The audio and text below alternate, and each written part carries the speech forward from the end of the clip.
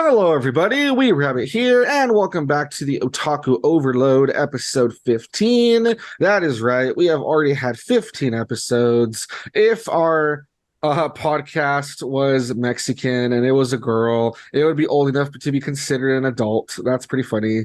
Um, that's so random. I'm sorry. You have to think about quinceañera 15. I don't know. Anyway, that aside, though, we're back for episode 15. I definitely have some stuff I'm excited to talk about.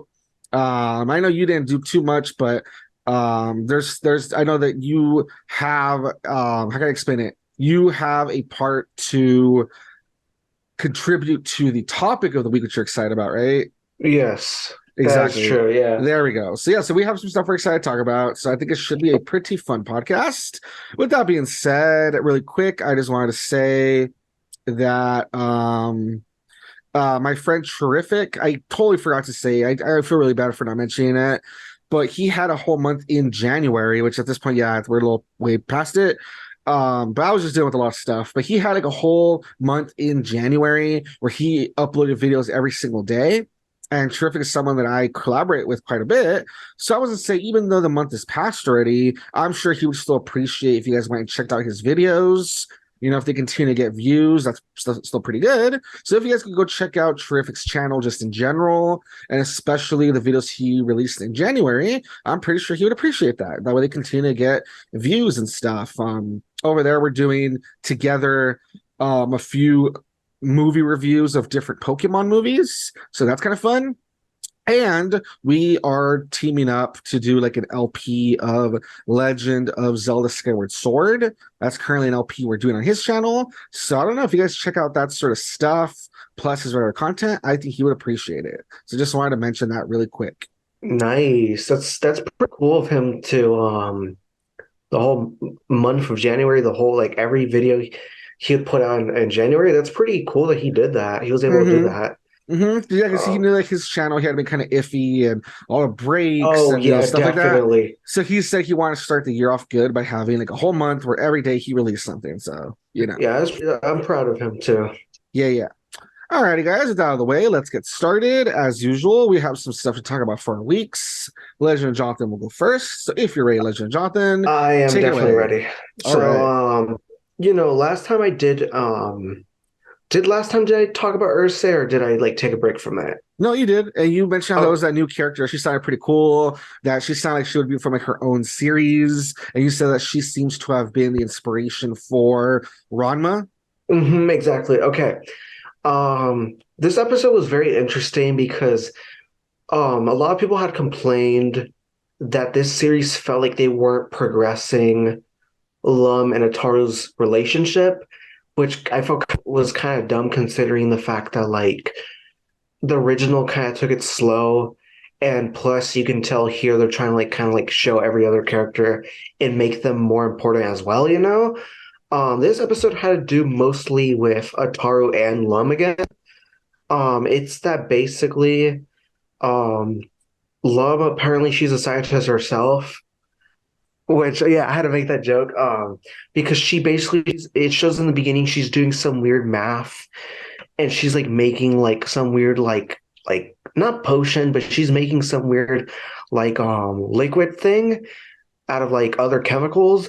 And basically what she's doing is that she's basically making some sort of lipstick where um if you put the lipstick but then you go up to someone else and you put the lipstick on them, your lips lock, kind of like a Patara earring from Dragon Ball when like the two people drag together automatically like a magnet. That's Mm-hmm. basically what the lipstick does. And so she's trying to do that so that she can kiss Ataru because Ataru is like a little bitch and he doesn't let her. So she did what she purposely did that where she puts it in her mouth and she breaks into his house, which I mean she always does that anyways.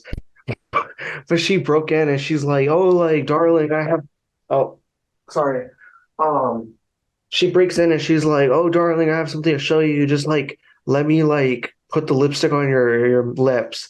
And then she's like, "Why?" I mean, he's like, "Why?" And then she's like, "Well, it's gonna look funny on you, blah blah." And he's like, "I already know you're up to something." And then she's like, "Come on, just let me."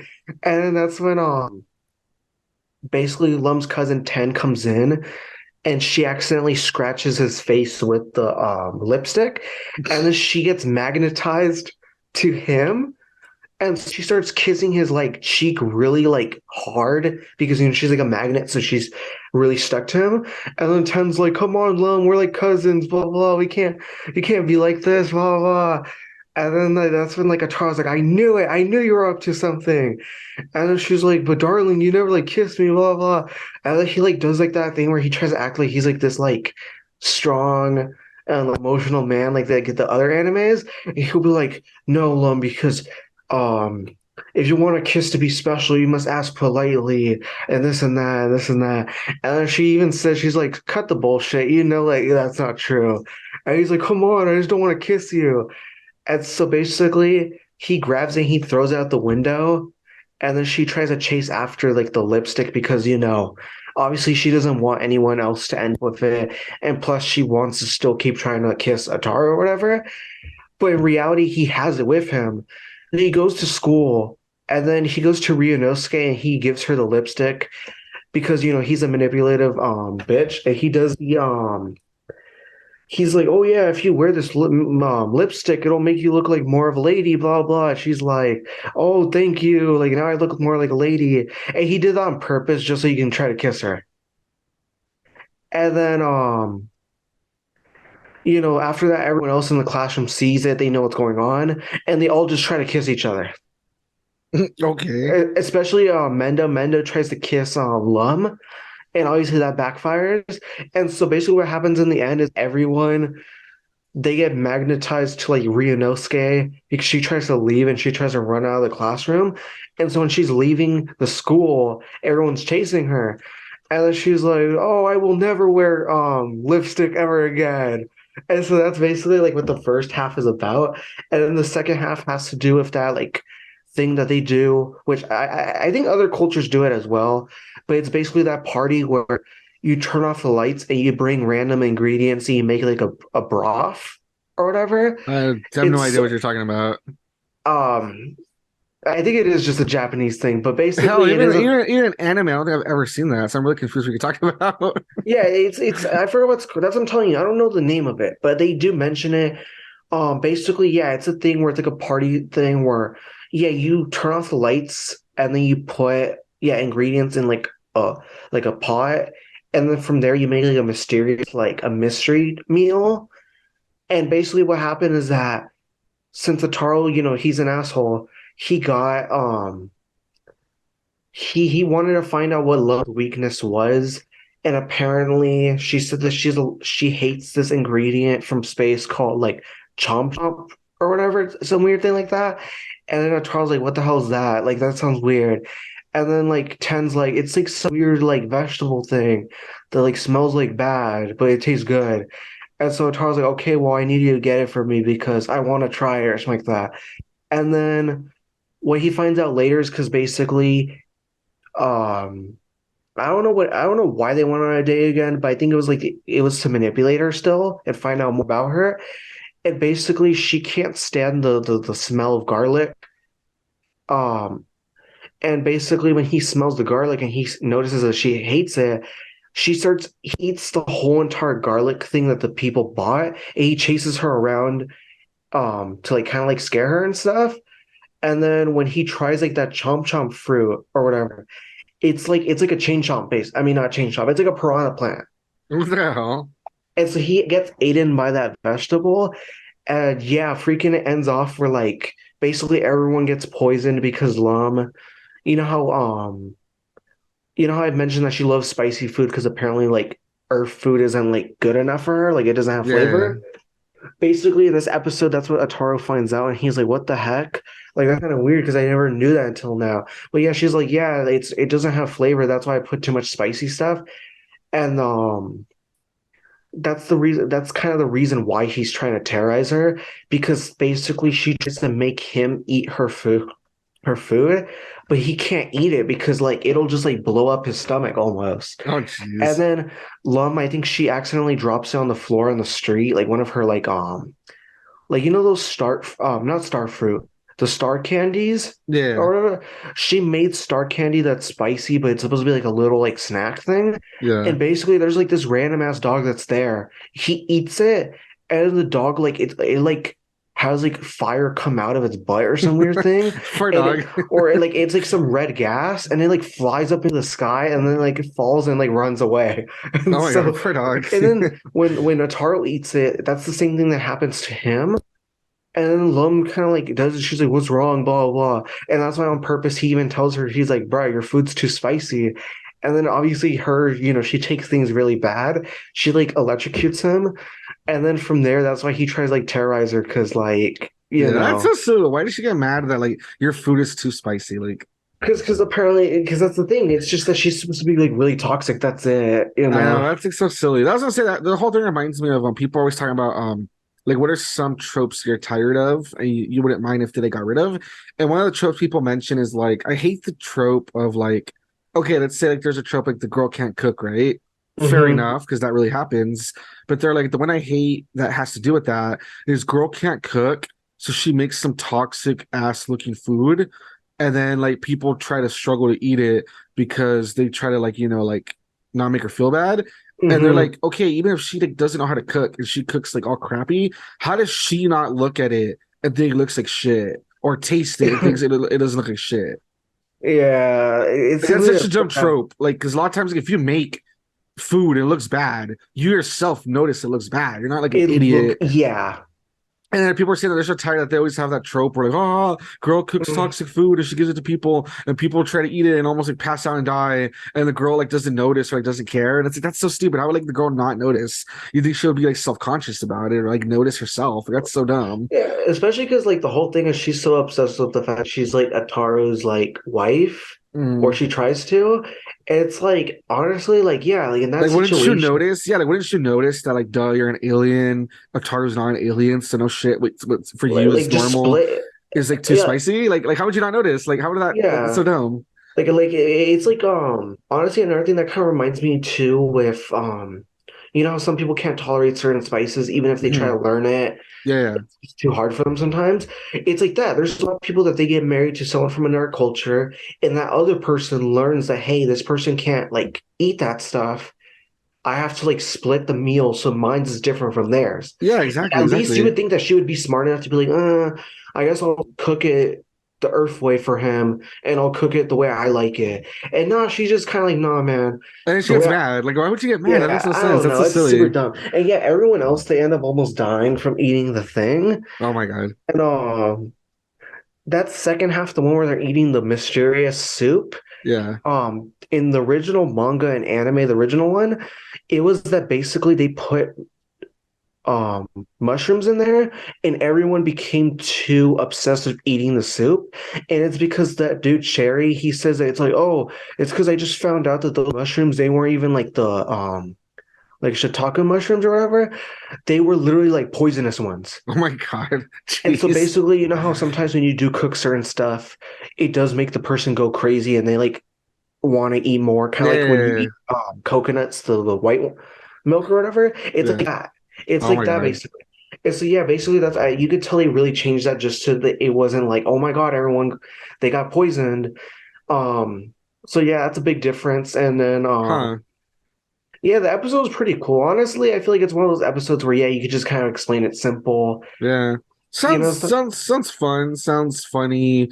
Sounds like yeah, they're trying to progress a little bit more about like you said, Taro trying to learn about Lum and stuff a bit and stuff like that. So that's pretty yeah. cool. And the outside of Urusei, the other thing I did was I watched something else, but honestly, it has to do with it's the topic. So honestly, I do want to wait until we get to the Oh topic, yeah, you yeah, know. yeah, exactly. Hmm. Makes sense, yeah. Okay. Yeah.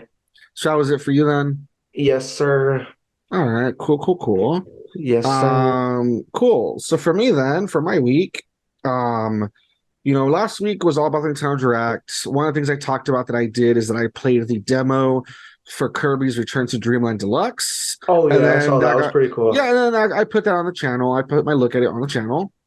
Then another thing I did after that podcast is that I also looked at the Sea of Stars demo, which is this like RPG that looks like a traditional RPG. It has like the pixel art. The style kind of reminds me of like Chrono Trigger mixed with like Mario RPG, because I didn't really discover it until like near the end. I guess I'm just like really, first of all, there's no tutorial, and there's a thing that says how to play, but I didn't really bother with it because I thought it just meant controls, right? So I was like, oh, Yeah. I'll figure it out. But apparently, kind of like Mario RPG, you can time and control your button presses. Oh, that's super cool. I like So RPGs that do that. yeah, so you know, like in Mario, where like oh, you can if you like time like when you press the attack button, you can get like two attacks instead of one and stuff like that. I've seen that. Or like if you press the defense button as they're about to like shoot a thing, you can actually like Like take less duck. damage You can duck or or something. take less Yeah. damage and stuff. Yeah, apparently they had that, and I didn't really notice that until the end. So near the end, I was kind of starting to get a bit of a hang of it, but it was like kind of late by then. But yeah, Yeah. so I played Sea of Stars, and yeah, it's like a really cool. It looks really nice. I thought the music was fine, gameplay was fun, etc. And it's called Sea of Stars. Basically, they don't really Hey. reveal too much of it. Obviously, it's just a demo. But if you want to, check that out, I did do a video of that's also on the channel. So I would say go check that out. So that's two Yeah. demos that I checked out that came from the Nintendo Direct. Something that I didn't put on the channel, so this one I will mention as part of my week a little more in depth. Well, I mean, not that in depth, but also from the Nintendo Direct, that same day they shadow dropped Metroid Prime Remastered, and so Oh that's yeah. something that I did quite a bit during my week. I was playing Metroid Prime Remastered, and it's Nice. honestly really good. I gotta admit, I kind of would be curious to like boot up the original version, Yeah. and then this version to kind of see how different they are, or maybe even watching one of those comparison videos, because this was one of those things where like, oh, I'm gonna try it, and as I'm trying it, I'm like, this feels good, this seems to look really nice, and whatever. But it would be nice to make compare it, you Yeah. know.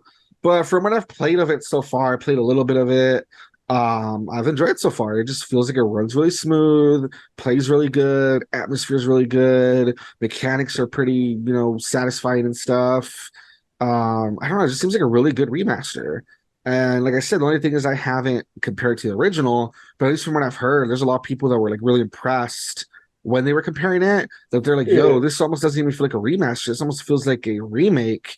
Because a lot of remasters, they kind of just like upscale all of the graphics, but textures still look kind of weird if it's like from like 480 to like HD, and some stuff still feels kind of awkward. It's just like, yeah, it has Yeah. like a new coat of paint, but it doesn't like totally fix it. This one, Yeah. from what I've heard, people have described it almost as like, damn, it feels like they almost like remade all the assets and stuff too. Yeah. So far I've enjoyed it and it's been pretty I, fun. I literally noticed from the trailer that I literally looked at the graphics, and that's the thing. I had it at like 144 because Yeah, the I year mean say you like watching it on your phone or something, right? Just yeah, like and then I was going home, like I was like on public transportation, and I literally saw like the lava and everything, and it was like running at like six. Like that's the thing. I know, like you said that you never noticed like the frame rate, but like for some reason I can tell that the frame rate was so smooth, and the lava looked like actual like 1080, 720 like lava.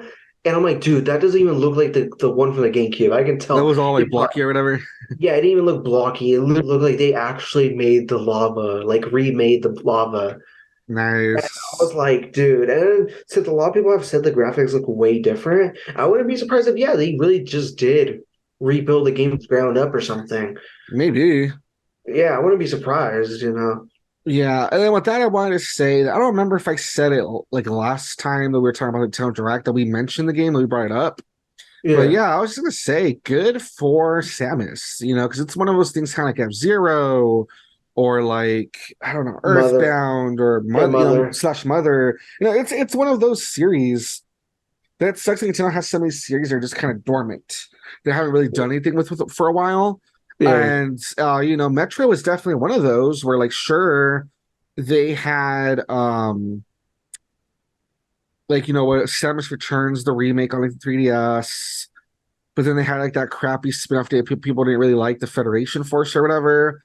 And then they hmm had tried to do something really big with like Other M, which a lot of people didn't like the story, the characterization stuff. So not only was there very little projects really, but a lot of them were kind of yeah, iffy. You know what I mean? Yeah.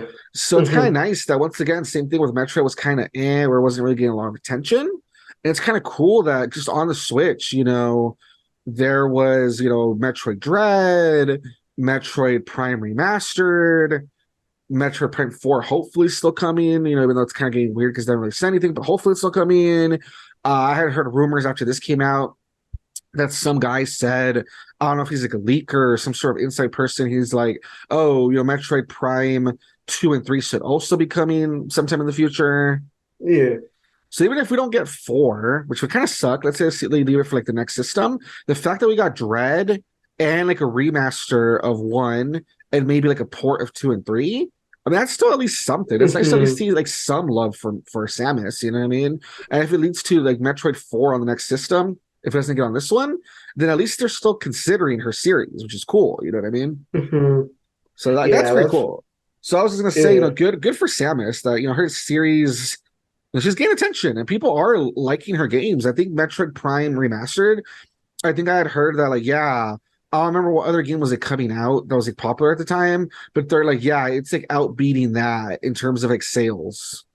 Damn. Which I don't remember what other game came out that was like popular that week. I'm trying to remember. But whatever it was, they're like, yeah, Metroid Prime Remastered is like beating it in sales or whatever. That was like apparently doing pretty good. Damn, dude.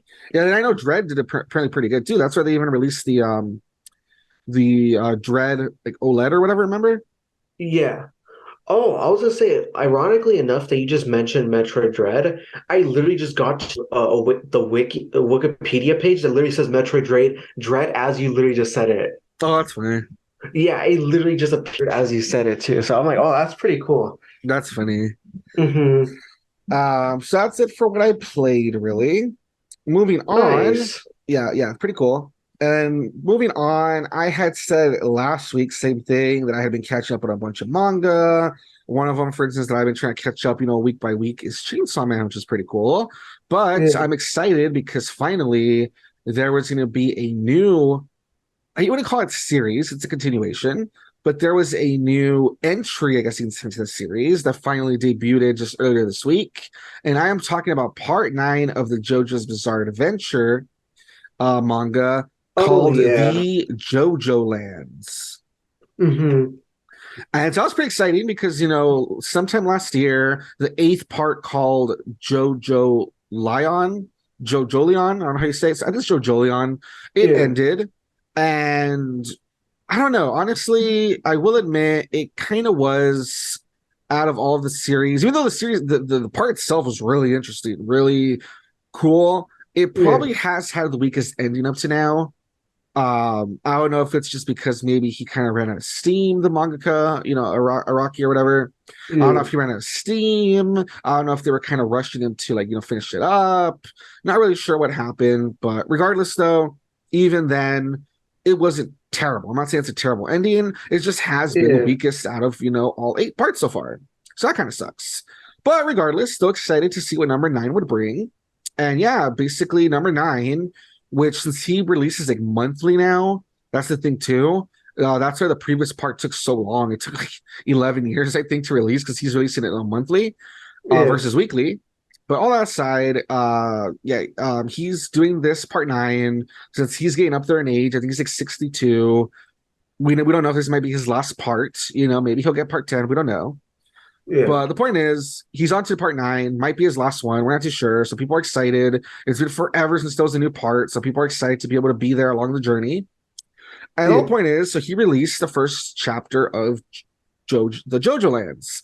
And it's pretty cool because, JoJo, the way it works is that every part is a new protagonist and it's a new setting. And it's still like within like the same world where like they might mention people or events from like the past, but it's Yeah. like its own like story basically. So this time around, the JoJoLands takes place in pretty much present day, somewhere between like 2019 to 23, where we are now. And we know that because at one point, one of the characters mentions COVID. Oh When a wow. cop gets too close and they mention COVID. So people are like, oh man, so that has to be recent for them to be mentioning COVID. So it's supposed to take place in like pretty much present day. And this time it takes place in Hawaii. Oh, that's pretty cool. And that's pretty cool too, because this guy Araki, he isn't just like obsessed with Japan. We're like, oh, it's an anime, it's a manga, so it has to be in Japan. Like, no, like his Yeah. first part took place in England, Second second part took part was America. America, and it has to do with like fighting like Aztecs and stuff. So there was a bit of like Mexico and stuff too. Third part, that one was a whole globe trotting adventure and all sorts of places like Egypt. Fourth one that was very Japanese based. Fifth one Hmm. was Italy. Sixth one was Florida. Oh, Seventh what the was heck? seventh was a whole trek across the United States back in like the cowboy days. Eighth one was once again, I think that one was Japan. So it was Return to Japan. And this one is Hawaii. So it's pretty cool that it's a different setting. It's not just always, Japan. So it takes place in Japan, sometime in the present day. And our protagonist this time is a 15-year-old named Joe Dio, Joe Star. So it's almost Yeah. like Joe, like from like JoJo, but mixed with Dio, who was the bad guy in like Oh some of my their God. parts. Okay, Yeah, so yeah. it's Joe Dio, Joe Star, and Joe Dio is, oh my God, he is so different already from all the other protagonists. Well, all the other protagonists are usually good guys, or at least they kind of skirt the line. This Yeah. one, from the very beginning, he's more violent, and he is a criminal. Oh wow. Like he literally, in order to get money to like help his single mother, he and his brother like they smuggle like drugs and stuff. Oh wow. And Breaking Bad. yeah, and so he is a criminal, and he is like a little violent shit and stuff. And it basically starts that it's him, Jodio, and his brother Dragona. But the thing Yeah. about Dragona is that, Rocky, he never is too much about like, oh, except for like the first few parts where like guys were buff guys or whatever, right? But he's always kind Yeah. of played around with the idea of, guys being very into fashion and doing like the really flamboyant poses and stuff. And then like in the newer Yeah. parts, a lot of the guys, that's why I say they look like twinks because it's like really skinny guys and whatever. Hmm. So this Jodio, his brother Dragona, looks, and basically a lot of people at first they thought it was a girl because even Yeah. though he says it's his brother, it Yeah. looks, the character looks like a girl. And the way that the character describes it's like, oh, it's because my brother likes to like cross dress and whatever. And people are wondering, could it be that this Hmm. character's trans and maybe Jodio doesn't know yet? Or maybe maybe it really is just a guy that likes to cross dress and he looks almost like a girl. We don't know. But Yeah. for now, though, he does say his brother. He does call him his brother. And so the character's name is Dragona. And basically, yeah, it starts that they get pulled over by the police, and the police officer's trying to, sexually assault Dragona because Dragona looks like a girl. So then Jodio steps out of the car, and he uses his stand to totally kick the officers' asses and almost Oh beats them to wow. death. Then he lights their car on fire, and they escape in their stolen truck. Because I'm telling you, they're just criminals. They're so different from our JoJo's. They're not noble at all. They're criminals. And then basically Jodio just talks about how like, oh yeah, this is a story how I got filthy rich. And it's supposed to be like, I don't know, like a heist story, I guess, because like near the end of like the chapter, this boss they have, she basically says, I want you guys to steal this diamond. And it's gonna be a team of 4. It's gonna be Yeah. Jodio, his brother Dragona, some like guy from school. His name is like Paco Lantes or something like that, Damn. and some fourth guy that a lot of people say they kind of remind him of Pink Guy. Pink Guy from YouTube that had like the little weird Hmm. onesie because he has Yeah. like a weird like onesie he wears. He looks like really weird. Oh, And what the basically, heck? it's going to be a team of 4 that they're going to try to steal that diamond. Oh wow. That's wow. So yeah, every part has like a different genre too. So it looks like it's going to be like a heist criminal sort of Oh story. wow. Damn, And that's gonna yeah, be crazy. yeah, it looks really interesting because like the protagonists are really different. The powers they have are really different. Like his stand doesn't look like a punch ghost. It looks almost like this weird like spider looking thing. And it's called November Rain because the stands always have to do with like a pop Music. culture song or musicians. So it's called November Rain and it has these weird like drops that have like weird effects we don't really know yet. And then Dragona's is called Smooth Operator, which is song 2.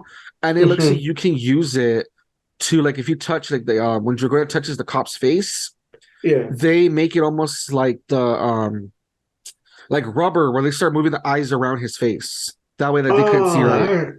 Oh wow. And then later when they touch like a license plate, the Yeah. little stands that they look almost like Sex Pistols, which is like these little tiny guys, they Yeah. are able to literally like remove the letters from the license plate. Like anything that Dragona touches, the little Yeah, guys come out and they are able to like mess with it and like move it. that's pretty. That sounds pretty cool. Yeah, and then that guy Paco Lavlantes, his is called the Hustle. Oh And wow. basically, it's weird. It's like all his muscles, like literally, it shows that he walks by somebody and he Yeah. has like their wallet between like his like muscles. Like his muscles, Oh like just are really strong, and they like move on their own and like steal stuff for him or something. It's like really weird. It's like damn. perfect. It's like perfect for pickpocketing. Yeah.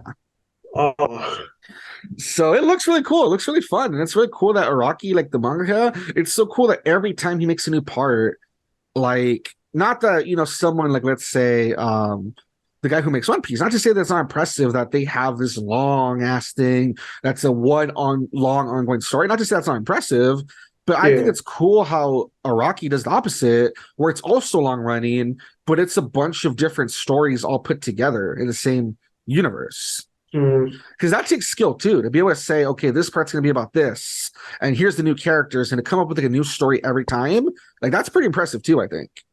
Yeah, it sounds pretty impressive, bro. Yeah, and so this one sounds really fun. It's going to be like about a heist thing. It's about these characters that are kind of assholes. We'll see how they change along the way. Their powers seem interesting, so I'm excited. First chapter was really good. Sounds pretty exciting, dude.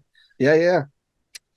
So that is the JOJOLands. If anybody knows about JoJo, I would say check it out. Or if you've ever heard about JoJo and have been interested, I mean, the anime part 6 just ended, so you can go catch up on that, and you can maybe jump into this new part. That way, when it gets, if it ever gets, adapted, you can be caught up.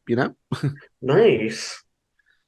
Alrighty. And then finally, the last thing I did is that I watched something that just came out like yesterday or the day before. And I really kind of like Yeah. surprised. I had heard about it coming out, but I didn't know when. And then out of nowhere, it just dropped. And I'm like, oh, I should watch it. Heck yeah. Is that I watched season 5 of Aggretsuko. Oh, cool. I haven't even watched that one yet. Yeah, because it kind of just came out of nowhere. Like I said, like I knew there was supposed to be like another season, but just kind of like, oh, it's out. Okay. Yeah, like I saw when I was watching Urusei, I just said season 5 at the bottom. I saw some stuff. And then because obviously I had watched the fourth one, I caught up or whatever. I was like, oh, cool, whatever, Gretzko. And like, I've probably seen that already. And then I'm like, wait a minute, but there was no season 5. I'm Yeah, season like, 4 is the one that maybe you saw, maybe. no, that's what I'm saying. I've seen season 4, but I like confused it by thinking that season Yeah, 5 that's what I'm was the saying. Yeah. fourth. So season 4 is the one Yeah. you had seen, and you thought it was like Hmm. the new last one. Hmm. The bad thing about Gretzko, like I'll say my negatives to the end. First, let's just talk about it. So season 5 is pretty cool. It basically looks a lot.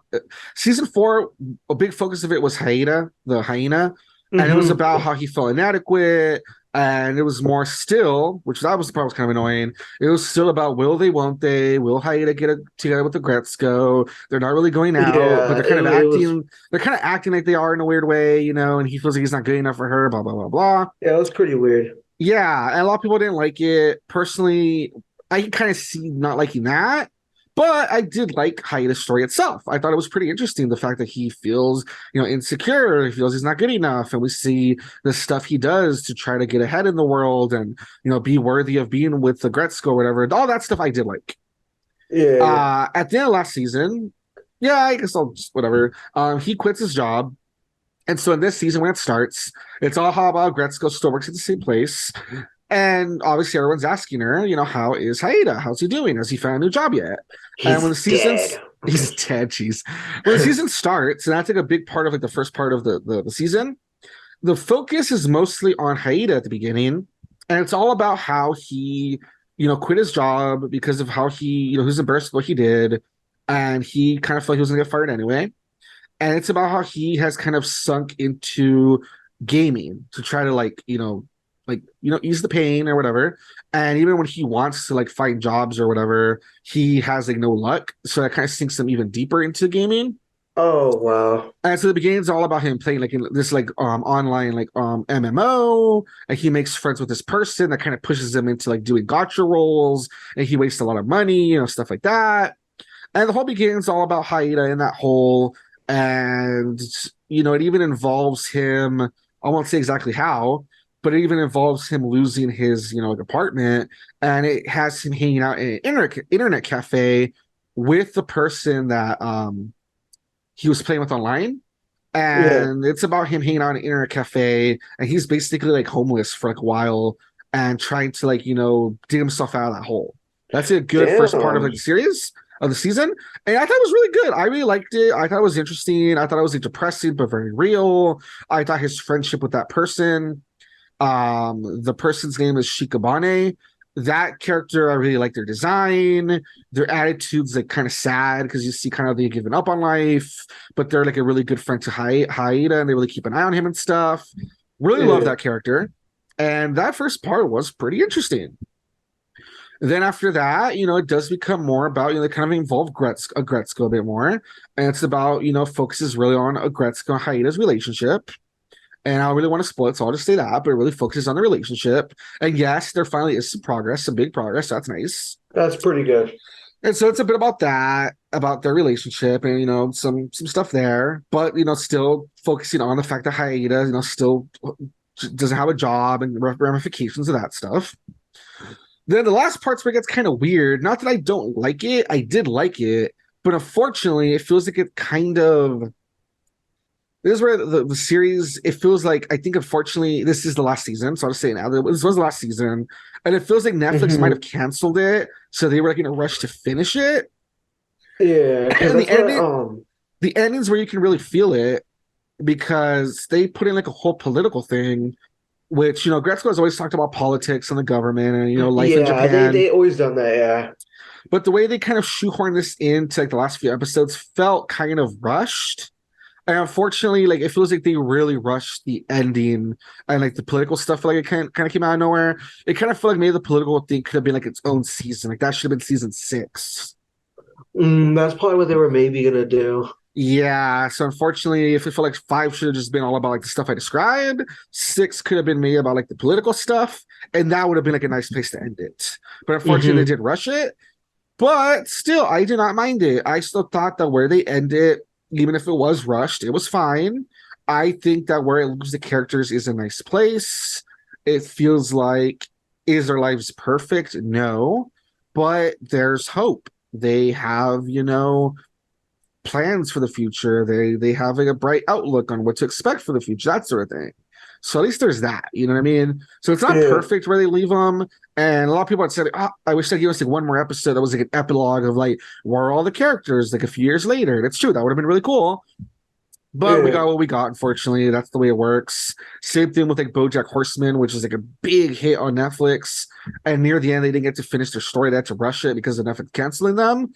So it kind of sucks, but at least we got what we got, and what we got wasn't bad. At least it is satisfying enough, even if it was a bit rushed. And I would say definitely watch it. If you like Aggretsuko, I would say watch it. I think you will enjoy most of it, and I think you will at least appreciate like where it ends. Like I said, at least it feels satisfying enough. And like I said, it's nice that their relationship finally evolves a bit. So seeing like their relationship and where that goes was also interesting, Yeah. Yeah, the thing is, going back to that Shikabane character, it sucks because they felt very important. And we do kind of get some stuff in the last episode where at least it feels like Aggretsuko did help the character out. And we do have like a final moment where we see the character out on the street. And so the implication is that they kind of have regained their confidence and they're going to try to, get back out there and try again instead of being, very negative. But we don't get more, which kind of sucks. Yeah, that sounds that sounds like it sucks a lot, yeah. I definitely need to watch that whole season, definitely. Yeah, I thought it was pretty fun. Like I said, even though it's not like the best because it feels rushed, there's some stuff that's kind of I still think that, at least what we got was fine. I rather have this than not have it, if that makes sense. Yeah. Yeah, so that is it for my week. So my thing was the Metroid Prime Remastered, the JOJOLands, and Aggretsuko Season 5. I recommend all of them. I had fun with each one of these projects. And yeah, I would say go check them out. Yeah. All right, cool. With that being said, getting over to the news stories will be pretty short. It's just a couple news stories that I noticed during the week and I thought were interesting. And we'll share them with you guys real quick. So the first one is, and we'll talk about in a moment how it's not what we thought it was going to be, because it's funny when I first told the story, you thought it was something totally different. Remember? Oh yeah, definitely. Yeah. So the first news story, as the title states, first trailer for Taron Egerton's Tetris origin story is here. March release date announced.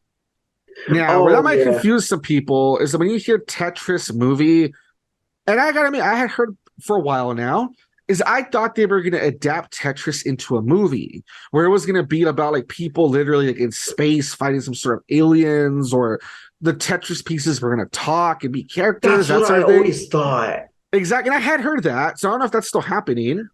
I heard that about But that too. Yeah. yeah, exactly. But this is not that, luckily. This is Thank something that seems much more interesting.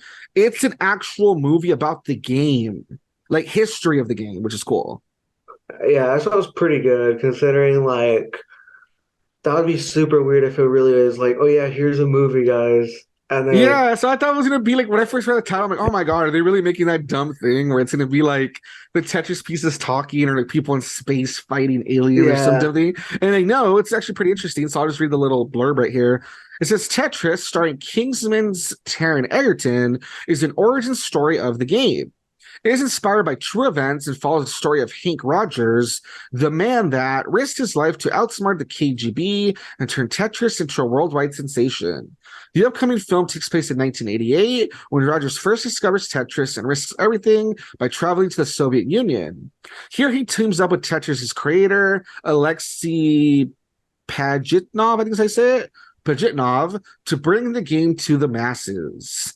So that's what makes it interesting. That's not some dumb adaptation they're trying to make. Like, it's an actual story of the game. And I've heard that Tetris has like a really interesting history of how it was created in Soviet Russia, and there was like a whole thing to try to make it like a worldwide success, and there was a lot of politics behind it and a bunch of stuff. I definitely heard, yeah. Yeah. And so it's kind of cool that this is actually going to give us a look at the game and how this people teamed up to make it a worldwide phenomenon and not let the KGB bring it down or whatever. So it's actually one of those things where like when you see the trailer and you kind of read the story, you're actually, oh, this actually seems kind of cool.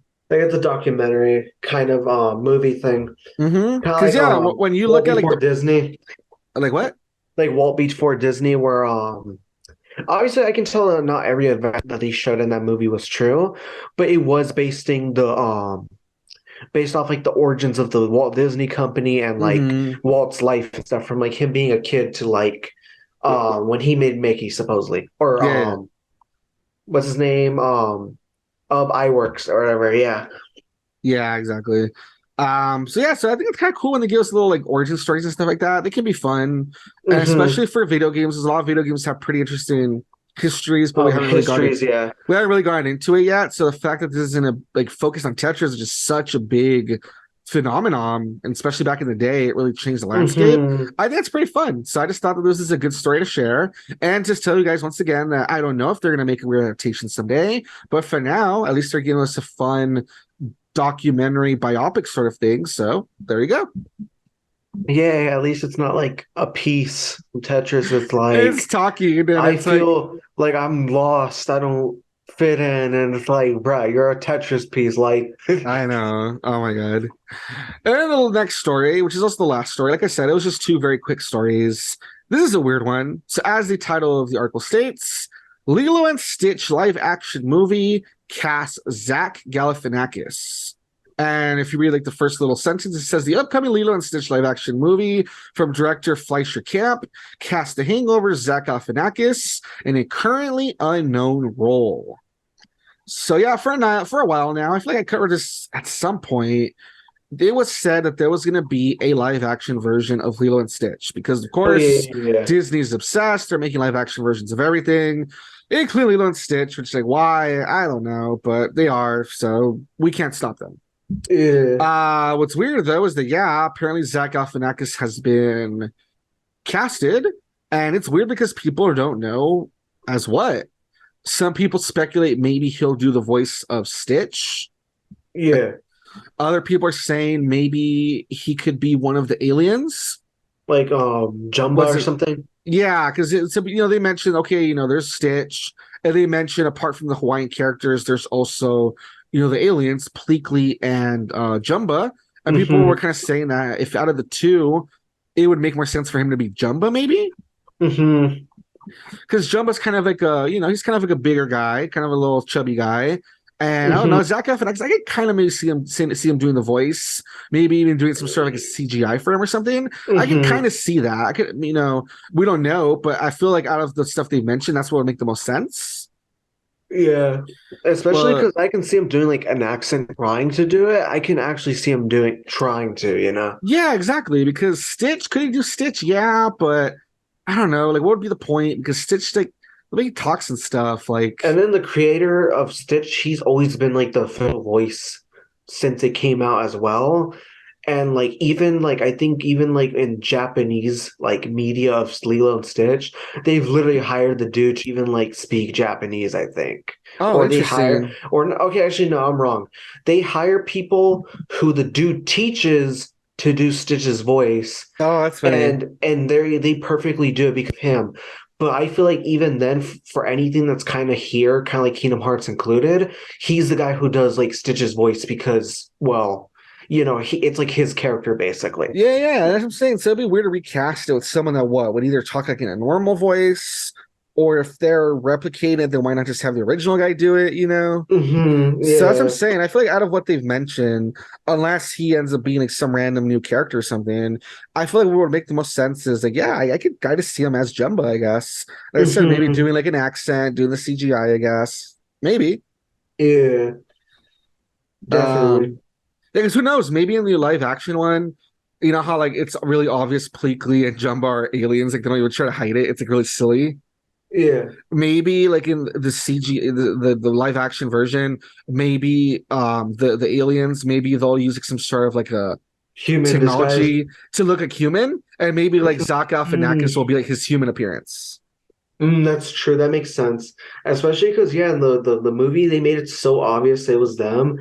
Like, oh, yeah, what's wrong with your wife? And then don't worry, she's just ugly. And Yeah. it's like, And yeah. then meanwhile he has the sunglasses with like a bunch of like eyes sticking outside. He has like And what, like like a six hat, eyes or that's it. something. Yeah, he Yeah, has like six eyes or whatever. It's so silly. it's so dumb. It's like, it's so obvious that you guys are both aliens. It's so dumb. But it's one of those things. So Hmm. alrighty, that's it for the news. As you can see, like I said, pretty short, but it was two stories that caught my attention, and we'll just have to see how these turn out, I guess. Yeah. Alrighty, moving on to the topic of no, is it topic? Yeah, Yeah, topic it's a of topic. to move on to the topic of the week. This is what Legend of Jonathan had alluded to earlier, which I had kind of mentioned that he had a big part to contribute. But since a lot of stuff we've covered has been pretty serious, I kind of want to do a little different. I want to do something more comedic. So I suggested that Legend of Jonathan watch an anime that I had seen a while ago, and that I thought was pretty funny. I told him to try to watch it so he could be ready for this part of the podcast. And so this week's topic is Cromartie High School. Yeah. Yeah, so Yeah. Cromartie High School is both a manga and an anime. And of course, we watched the anime. Hmm. Um, and basically, best way to describe it is it's supposed to be like a parody of what they call the Yankee manga, which is the ones about juvenile delinquents, like the guys that are like in motorcycle gangs, or they're always getting into fights with like other gangs from different schools, and a lot of them have like the pompadours, or they smoke. You've kind of probably Hmm. seen the tropes. So Yeah. basically, this is supposed to be like a comedic parody of that, while also being like a surreal comedy, because there's like a lot of just really weird stuff in it, which we'll talk about in a moment. And Yeah. so basically, we watched that, to get ready. And yeah, it's pretty fun because it is a 26 episode anime, I watched all but of them. each episode is only like 12 minutes. So it's a really easy watch. Yeah.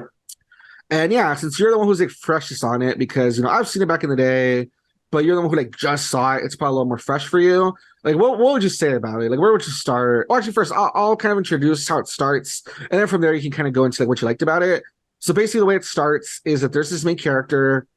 His name is Kamiyama, and basically he gets enrolled at Cromartie because that's why it's called Cromartie High School. That's the name of the high school, and it's a high school that is infamous for the delinquent students. Like everybody knows that Cromartie delinquents go there.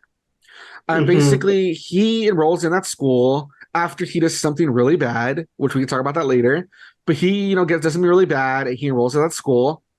And it's funny because at first no one really takes him seriously, but then with one of the characters points out that he's like, when you've seen the kind of things we've seen, you know that what impresses you isn't who gets the most fights or who looks the biggest, but who's like the most like normal or something like that.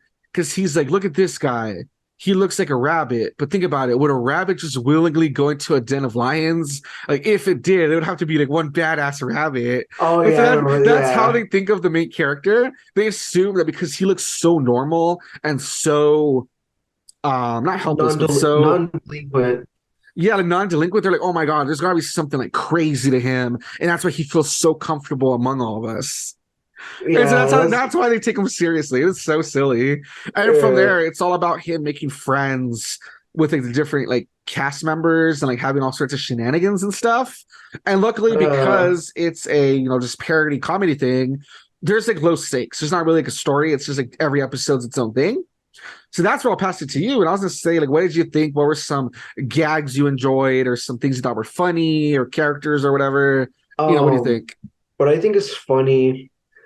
Honestly, I just think everything in general is funny. Every little joke they would throw, like it would just bring a smile to my face. It was just very enjoyable watching every episode. I also like how the way the anime each episode starts is that the opening, like obviously the opening itself has like this calm theme, but the opening scene itself is very funny.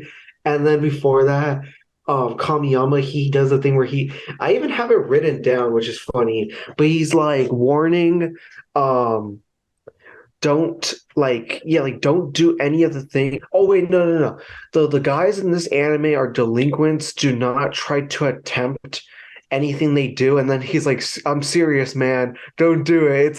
It's not Worth it? like it's not worth it. And you see him in a cell and he's like crouched down crying. Oh And yeah, then I remember. You're right. Every episode starts like that, huh? Before the little main yeah, intro. Yeah, yeah, like and then it's like a disclaimer, kind of like Jackass, where it says "Don't try this at home." It's like don't yeah, do it because you'll get in trouble or whatever. It's so stupid. yeah. It's so dumb. And then what I love is that something that obviously we never mentioned because we were just mentioning like the plot, the way it starts, and then from there it's just random stuff. There's a robot, his name's Mekazawa, and then Mekazawa is one of the funniest characters because he'll like what's it called? Yeah, he's just there. And then basically like the kids they think he's like one of the most badassest kids there, and then they'll be randomly like, I don't know how to tell you this, Mekazawa, but ever since like the day we like met, I wanted to tell you something. And then the main character and like this one dude that he has like a purplish mohawk or whatever. Um Yeah, his name's Hayashida. yeah, Hayashida's like his best friend with the purple mohawk. Yeah, yeah. Yeah, the one that it acts all weird. Yeah, they both notice that he's like a robot. That's the thing that's funny. First few episodes, and they're like, "Oh my God, is he? Are they gonna say? Are they gonna say that he's a robot?" And they're like, "Yeah, like your second button is missing." And it was so stupid that they noticed that. Yeah, it's like a running gag. I'll have to read it real quick because I have like the wiki. It says Shinichi Mekazawa, one of the most notorious delinquents at Cromartie, though there is a rumor that he may be perhaps a robot, but no one but the main characters seem to notice, including himself. Yeah, It's like, what? How does he not know he's a robot? It's so yeah. weird. There's even a part where he even like does he doesn't realize it, and so I think it's because he gets sick, quote unquote, and so he goes to the doctor. Oh no, it's because he failed his physical exam, and the doctor, the physicist or whatever, he gives him a paper that leads him to a freaking um a electronics store, and he's like, are you guys sure that this is like the doctor's office? This is the electronics store. And then because Kamiyama and hi, yeah, how do I forget his Hayashida? Hayashida. I need to remember the Hayashida and Kamiyama. Kamiyama and Hayashida, they were like, no, no, man, this is like the doctor, this is the doctor. And they're kind of like saying, like, no, dude, you better not back out of this, you know. They take him to the freaking electronics store, dude fixes him up. And it's so dumb because even he's all nervous. He's like, what is this guy doing to me? Like, I'm like a person, blah, blah. And yeah, it's so dumb that even he doesn't notice that he's a robot. Oh my god. Um, yeah. And then I think there's a part where yeah, he like ends up in a motorcycle accident because why not? For some reason he has a motorcycle and he ends up being his own motorcycle. Oh, he morphs with And it, right? He like morphs with it or yeah, something. because they put him instead of taking him to professionals, they put the motorcycle together with him, and then it's dumb because whenever he makes the motorcycle sounds, it's himself. So you hear him go vroom vroom, and then um basically this you know how not in Japan but in general you know how there's always those people that they're like the most badass like bike people or the most badass racers and stuff like that. Yeah, Basically there's this dude that he loses against Kamiyama and what's called Mechazawa, yeah. and he retires only because Mechazawa beat him. Oh wow. And so yeah, and then for some reason guys, Freddie Mercury's there for some reason. Yeah, it is so dumb. Like I'm saying, this has a lot of like real surreal comedy. So first of all the characters, they're supposed to be like freshmen in high school, like 14, 15. They look They like they're all like look 30. they all look like 30 years old. It has like that really over the top kind of like JoJo, where characters look like really old and like Even Kamiyama, like he's supposed to be like at least like a freshman. That's the point. he Like looks like he's like 15, 20. 14. He looks He like looks he's like like he's 20. 20. He looks like he's 20, yeah. Yeah, and then so one of their classmates is this mute guy that looks just like Freddie Mercury. Like he Like he wears wears like the overalls, no, not the overalls, the suspenders. Because he's the shirtless. suspenders, yeah. He's Hmm. shirtless, like has a hairy, buff chest, wears the suspenders, and Has the he big has mustache. a big old mustache. And he looks just like Freddie Mercury. And And he then can, the only thing he can do is sing or something like that. yeah, yeah. And then they have another classmate that's a gorilla, like a literal That's it. It's gorilla. literally just a gorilla. He's just there for some But the reason. funny part is that the gorilla is actually smarter than a bunch of the students. Like he for sure is smarter than Hayashida, for instance. Hmm. And Especially then when he's comparing the way people are, where for example he even says like would say like between Hayashida and Kamiyama, he's like who looks like they're actually reading the book and actually being like reading it, and they're like you. He's like exactly. And he's like would say you get the I think it's the part where it's like him holding the banana, the gorilla, and Hayashida. He's like, who looks like they're actually like gonna eat the banana and actually enjoy it or something like that. And they're like, the gorilla. And they're like, of course, because that's what he typically does. He's just eating bananas. And it's funny because yeah, they just like yeah, he's just there and he's just smart because like I think he makes sushi as well. he's like a sushi And chef or something. Yeah, it's all yeah. random. And dude, there's just so many funny things. And Yeah, then it's kind of hard to describe because everything's just a joke, and when they introduce characters, there's jokes about them and stuff. So some yeah. stuff I was mentioned I thought was funny. For instance, if you look at Hayashida, the guy with the mohawk, his mohawk is just weird because it acts almost like a tail where it flaps in the wind, and he can like it goes straight up and stuff, and like Yeah, he can make it like stiff and stuff. I don't know, right? it's super weird. And then there's one character that's really funny that he's this blonde dude, and even though he says he's won in a fight before, like 5 against 1, everyone always ignores him and looks down on him because he doesn't have a nickname. Because And so everyone he's else apparently has always one, yeah. yeah, and so he's always getting what do you call it? He's always getting kidnapped by other gangs as bait. Hmm. And Yeah, and then when then he talks to them, like they just ignore him too or something like that. yeah, and then there's like the whole thing with Mechazawa being a robot and no one seems to notice. There's the whole thing with Freddie being just this guy that looks like a freaking Freddie Mercury just hanging around their school, which is like super weird. Yeah. There's the gorilla just randomly, showing up and hanging out and cooking sushi and all sorts of weird stuff.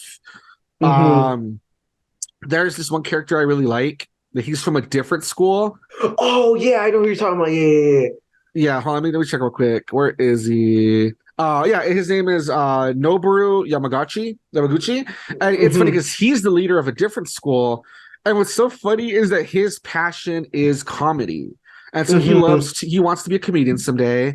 And he loves to send in postcards because that used to be a thing. You could send in postcards to like a radio station and they would read like your jokes on air or like your comments and stuff.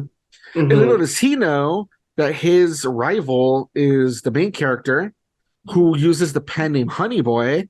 And so he's like, jealous of him. And so this guy from a different school, he has like a big afro, sunglasses, and like a little mustache. Once again, Hmm. he's supposed to be a freshman, but he looks like he's like 30 years old. And so it's funny that he loves comedy, but he loves like the more sophisticated like, comedy, you know what I mean? And so Hmm. whenever his classmates sometimes they just tell jokes and he'll beat them up. And the rest of it's funny, there's a guy like he tells a joke, right? But it's like this sexist joke where he's like it was something about women, right? And There was then something about women and like their boobs or something like that. I yeah, remember. so it was something like kind of like a vulgar joke. And then this guy, he like beats him up. And then one of the other classmates is like, see, I warned you. He doesn't like You're jokes. like Yamaguchi doesn't like comedy. We need to like get back on track and get serious. And then like Yamaguchi is in her monologue is like, no, I love comedy. It's just that this guy's joke was very vulgar and it And I brings it hate vulgar yeah, jokes. it like lowers the bar on humor or whatever. And then later Yeah. he's about to tell like another joke too. It was like And a some like dude really interrupts him. yeah, it was like something really corny.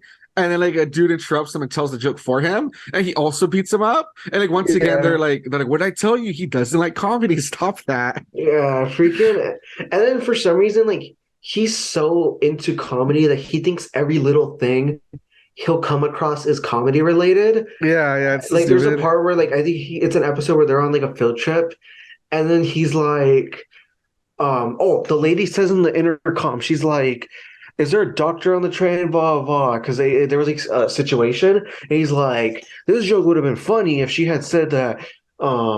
I forgot what it was, but it was some dumb punchline thing, and I'm like, dude, I don't think she's like joking. And yeah, She's not he setting was up a joke. She's actually asking if there's like a doctor on for yeah, and then you. he was like thought it was the is there a doctor in the house type of joke, and that's what he felt like she was trying to tell, but no, it was like literally like is there a doctor on the train because someone needs assistance? Because I think there was one of the kids in this anime, which funny enough, again, he looks like he's 30 years old. He he has motion sickness. His name's you Taka- Takanuchi. Takanuchi. Yeah, I Yeah. was gonna mention him next. I was gonna mention him next. It's like this really huge fat guy that's bald. He looks like Hmm. he's super he looks super like intimidating, right? But then it's Hmm. funny because Yeah. everyone like relies on him, because he's like the leader. But he gets motion sick really easy, whether it's like on the bus or like in a car ride or whatever. And it's really funny that like we'll finish your thing and then we'll talk about it right now. Yeah, I was gonna say that I think the reason why they need a doctor was because the dude started throwing up or something like that. And I think that even though for some reason, none of the characters were aware. That's the thing that makes it so weird since they were all in the same like train. But apparently, yeah, he threw up, and that was the reason why is there a doctor on the train. But then, yeah, the dude's like, oh, yeah, they would have been funnier though if you had said like so and so thing and blah, blah. I'm like, dude, like, just stop. I know.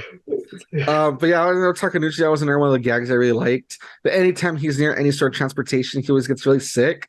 And so people look at him and they think that he's like really pissed off and he's Because of his face, yeah. like planning something or whatever. And the poor guy the whole time he's just talking about how he is like trying to hold it in to not puke and stuff. It's so stupid. Hmm. And then there's a So part where that's what makes like the whole series just funny. Like number one, the humor is just really out there. But number two, it's funny because all these guys are supposed to be like big tough guys, but a lot of them are just like losers and weirdos. And so a lot of the humor just comes from them like being themselves, but everyone else like there's misunderstandings and like miscommunication. And that's what makes it really funny. You know what I mean? Like the mhm. main character, the fact that he's like this normal guy, but everyone assumes like, oh no, he must be like secretly tough. Or like that guy that everyone's like, oh my God, he must be like serious. He's like plotting something and whatever. And no, he's just trying to like not throw up.